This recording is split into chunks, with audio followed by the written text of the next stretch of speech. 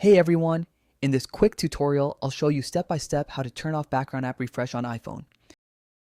Let's get started. First, open the Settings app on your iPhone. Now, scroll down and tap on General.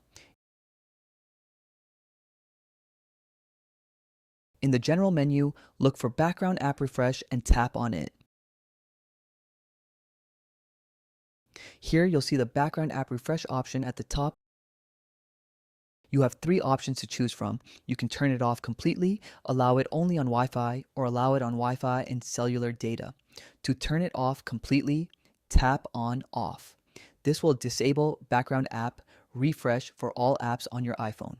Once disabled, apps will no longer update their content in the background, which can help save battery life and reduce data usage.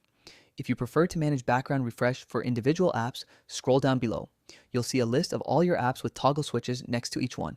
You can turn off background refresh for specific apps while keeping it on for others that you use frequently. And that's it. You've successfully turned off background app refresh on your iPhone. If you found this video helpful, please like and subscribe the channel. Thanks for watching.